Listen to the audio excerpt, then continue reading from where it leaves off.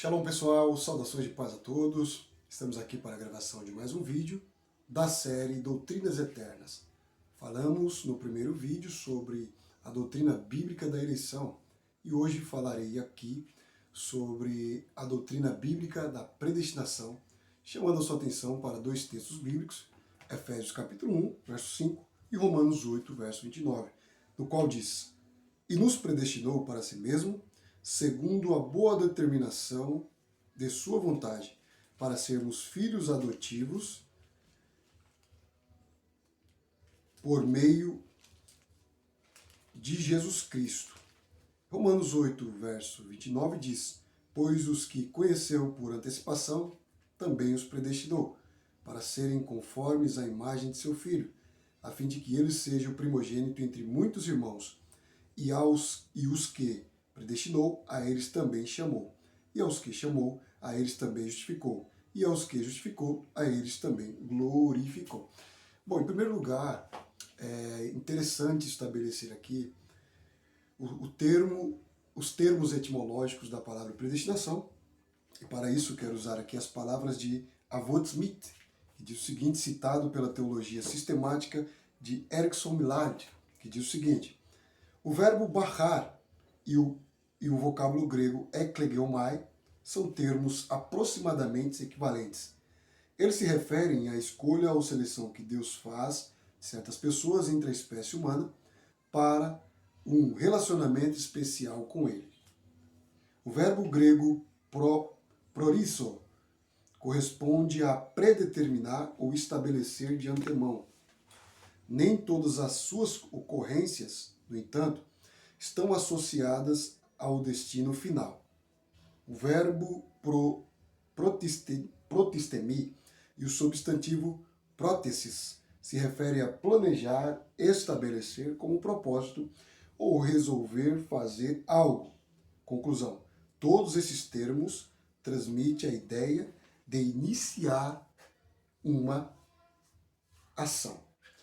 Pois bem, tendo lido esta teologia sistemática, vale também trazer aqui o conceito de predestinação no primeiro século. Por exemplo, algumas pessoas podem pensar que a polêmica acerca da predestinação ou da dupla predestinação propriamente dito tenha nascido com Agostinho e tendo sido coroada ou embelezada por Calvino. Não, na verdade, não. Isso já vem, pelo menos, há 2000 anos atrás. Por exemplo, a polêmica em volta da predestinação não começou com Santo Agostinho, nem muito menos durante a Reforma Protestante. Isso já vem, pelo menos, há 2000 anos atrás. Já no primeiro século, não havia um conceito estabelecido singularmente no que diz respeito à predestinação. Mas o que havia era predestinações. Podemos exemplificar aqui, por exemplo, houve em primeiro lugar uma versão de predestinação dos saduceus. Os saduceus, eles basicamente bebiam na filosofia dos epicureus. E eles acreditavam que a vida deveria ser vivida com base em um certo equilíbrio de prazer. Eles davam muita importância ao prazer. Eles eram menos extremistas do que propriamente os hedonistas. Os hedonistas acreditavam que deveria comer, beber, porque morreria, e acabou. Isso também fazia parte do pensamento dos saduceus. Não havia ressurreição, não havia vida após morte, então vamos viver, mas vamos viver de uma forma equilibrada. E dentro dessa perspectiva filosófica construída pelos epicureus, transmitida para os saduceus acreditavam numa predestinação em que Deus estava assentado, observando todas as coisas acontecerem, sem mesmo ter um tipo de influência sobre o que estava acontecendo. Claro, isso é problemático porque isso exclui a providência de Deus e a sua vontade permissiva em que algumas coisas pudessem acontecer, levando em consideração a possibilidade de acontecer e não acontecer essas coisas. Nós temos também uma outra perspectiva de predestinação vinda a partir da comunidade dos coanitas, que eram os essênios.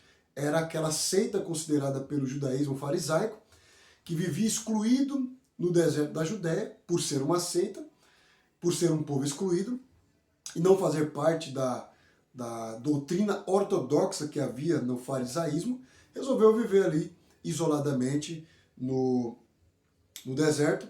E ali mesmo eles construíram a comunidade, as regras de Qumran sobre santidade, sobre uma perspectiva sobre o Messias, questões escatológicas. Inclusive foram eles que, por graça e por soberania de Deus, preservaram um dos maiores documentos históricos que comprovaram a veracidade da Bíblia, mais precisamente do Antigo Testamento, nas cavernas que haviam ali em Qumran. Eles entendiam que todas as coisas foram predestinadas por Deus, tudo, sem exceção. E eles entendiam que eles eram a comunidade de eleitos, eles eram os salvos, eles eram um povo escolhido e, portanto, por isso, e isso fazia com que eles vivessem de forma isolada dos demais judaísmos que existiam no primeiro século. Então eles tinham esse entendimento que eles eram um povo eleito, um povo escolhido por Deus, e tudo estava predestinado, e no final eles seriam vindicados, justificados por Deus como povo escolhido. Mas nós temos também os fariseus. Os fariseus, nós temos o apóstolo Paulo. O apóstolo Paulo era fariseu. E há quem diga que os fariseus, observando essas predestinações, eles propuseram então entrar com uma posição intermediária. E sobre isso nós temos uma citação de alguns sábios do judaísmo, lá no capítulo dos pais, que é chamado de Pirkei Avot, capítulo 3, verso 15, nós temos uma citação do Rabino Akiva que diz assim: tudo está previsto, mas a liberdade de vontade é dada. Ou seja, tudo está previsto de fato, mas dentro desta previsão, de acordo com o pensamento rabínico farisaico, Deus concedeu a liberdade para o homem. A liberdade também é levada em consideração. Deus jamais predeterminaria todas as coisas sem levar em consideração a liberdade que ele deu para os seres humanos de responder positivamente ou negativamente. Nós temos também uma citação no Talmud do Rabino Hanina, que diz assim, no Talmud, Berachot 33b, capítulo 23, diz assim: tudo está nas mãos de Deus, exceto o temor de Deus. Esta frase ela parece um pouco polêmica, mas dá para entender o que ele quer dizer aqui. Tudo está nas mãos de Deus, é verdade. Observe que Deus, ele não crê por nós. Deus, ele não teme por nós. Deus não nos força a crer nele e não nos força também a temê-lo. Então, quando essa frase é dita, tudo está nas mãos de Deus, exceto o temor de Deus, é porque Deus, ele leva em consideração a sua resposta, a maneira como você vai agir em detrimento de tudo aquilo que Deus criou e tudo aquilo que Deus fez. Mas ainda existe uma aparente contradição na enciclopédia judaica, quando ela diz o seguinte: a pré-ordenação não é judaica, porque diz que o seu destino na vida após a morte já está determinado. Então não importa como você se comporta. Observe que em um primeiro momento a enciclopédia judaica diz que a pré-ordenação ela não é judaica, ou seja, não é um pensamento judaico. Por quê? O seu destino depois da morte já está certo. Quer você seja salvo, quer você seja condenado. Então, não importa como você reage ou se comporta em relação ao que está determinado, ao que vai acontecer, não importa o que você faça. Mas, num segundo momento, a enciclopédia judaica diz que a pré-ordenação ela é judaica. Por quê? Porque certas coisas estão destinadas a acontecer com você. Mas o que muda em relação a isso é você, então, usa o seu livre-arbítrio para determinar como vai responder a essas coisas que foram predestinadas. Por exemplo, um exemplo básico é, nós não podemos impedir, nós não podemos controlar aquilo que vão fazer conosco, mas nós podemos controlar a forma como nós vamos reagir àquilo que fizeram conosco. Ou seja, Deus certamente predestinou sim muitas coisas, e muitas coisas boas. Observe que no texto de Paulo, em Efésios capítulo 1, é como se Paulo estivesse falando de estações. Ou seja, a primeira estação não é a predestinação, mas é a eleição.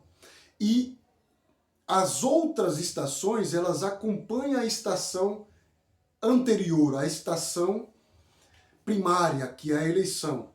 Partindo do ponto de vista de que Cristo é o eleito de Deus, Cristo foi escolhido por Deus e fora de Cristo não há eleição, portanto, não há bênção espiritual em Cristo sem a eleição em Cristo, significa que todas as outras estações, elas são correspondentes da primeira estação, que é a eleição.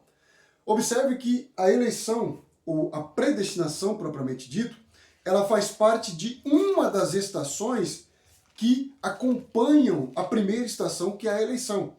Paulo, ele diz, como também nos elegeu nele antes da fundação do mundo. Então Paulo trata corporativamente a eleição corpórea em Cristo, como ele sendo eleito e Deus elegendo um povo em Cristo. E consequentemente, em detrimento dessa eleição em Cristo, ele propõe as bênçãos espirituais dos lugares celestiais, conforme diz o versículo 3, em Cristo. E essas bênçãos são frutos da eleição. E Paulo diz, e nos predestinou para si, segundo a boa determinação da sua vontade, para sermos filhos adotivos por meio de Jesus Cristo. Observe que nós não encontramos no texto predestinação para a glorificação e para a perdição. Não encontramos predestinação para o inferno e não encontramos predestinação para o céu. O que encontramos são as bênçãos da eleição. E incluindo dentro as bênçãos que há na eleição, nós temos a predestinação. Deus nos predestina para si mesmo, para fazermos parte da família de Deus. E a família de Deus, ela é composta por um primogênito, que é Jesus Cristo, conforme diz em Romanos capítulo 8, verso 29, que diz que nós fomos predestinados conforme a imagem de Jesus Cristo, que é o primogênito. Portanto, a imagem que nós temos aqui é a imagem, basicamente, da herança. Ou seja, Deus é o Pai, Jesus Cristo é o herdeiro, e Deus nos predestina, com base na eleição que ele fez em Cristo Jesus, para recebermos as bênçãos que há no eleito, ou seja, Jesus Cristo. Ou seja, no judaísmo, biblicamente falando, todos os filhos de Jacó tinham herança, mas a herança maior era do primogênito.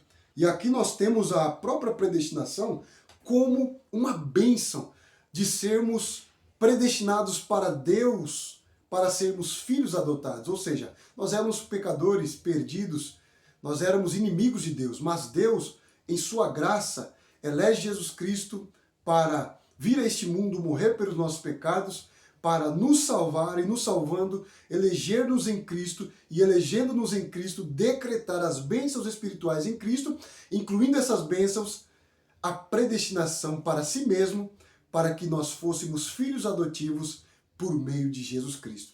Então, algumas coisas sim foram predestinadas. Muitas bênçãos Deus predestinou em Jesus Cristo. E essas bênçãos, elas só podem ser recebidas com base na aliança que Deus fez em Jesus Cristo, conforme diz Deuteronômio 28, que são as bênçãos da aliança judaica para com o povo de Israel, que Deus fez com eles, para que, em fazendo aquilo que Deus exigiu que fosse feito mediante a sua palavra, as bênçãos da aliança certamente acompanhariam o povo. A mesma coisa acontece em Jesus Cristo. Nós, continuando crendo e aceitando Jesus Cristo como Filho de Deus eleito, aquele que salvou-nos dos nossos pecados, e mantivermos firmes a nossa confiança nele, nós seremos assim predestinados a receber as bênçãos que ora eram de Jesus Cristo, agora também passa a ser nossa. Então, a predestinação, ela, no ponto de vista bíblico de Efésios e Romanos, ela não diz respeito à salvação, mas às bênçãos que acompanham a salvação. Esse é o vídeo de hoje. Deus abençoe, espero você no próximo vídeo. Um grande abraço, shalom!